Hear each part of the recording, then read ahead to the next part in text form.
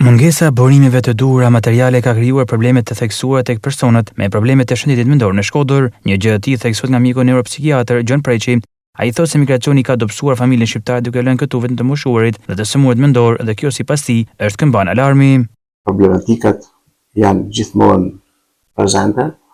Problematikat të tilla si mungesa e burimeve të duhura materiale janë njerëzisht të pakta dhe nga viti në vit kanë shkuar duke u paksuar, në vend që të ishte e kundërta.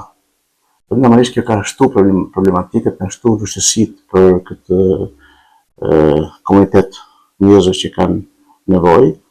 Natyrisht që siç përfolet edhe në media gjithanej ku familja shqiptare është dobësuar në aspektin e pjesës aktive që ikën dhe këtu ngelen vetëm pjesën e nevojë, siç janë të moshuarit dhe të smurët.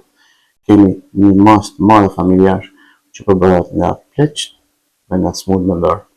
Imagjino tash këto dy individ me mbështet njëri tjetrin.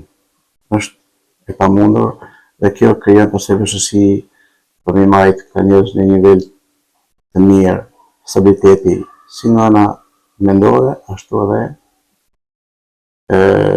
funksionale, në tim të punës, në tim të aktivitetit, në tim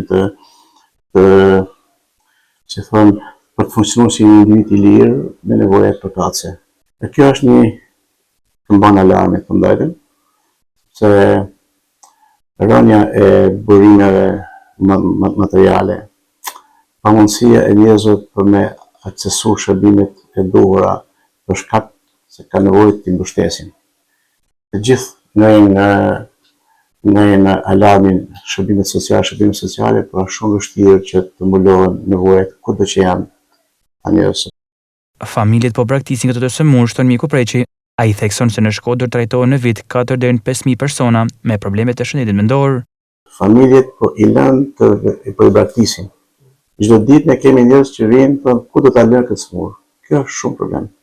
Numri i viteve kemi dhëna statistikore, janë në 4-5.000, normalisht çdo vit, po këto janë ata që marrin shërbime periodike, në këto një përqindje e madhe në ashtë të reja, ose që vinë nga jashtë, nga migreni, ose që atje s'ka mund të marrë shërbime edhe për shkak të mungesës dokumentacioni, që kur vinë këtu në një fazë shumë të agravoar, që kërkon ndoshta rishtrimi në spital disa herë, që jo vetëm të stabilizohet, por edhe të ndërgjegjësohet se ka një problem, i cili do të jetë i nevojshëm trajtimi afatgjatë i tyre dhe kjo vështirëson gjithnjë më shumë punën tonë përditshme.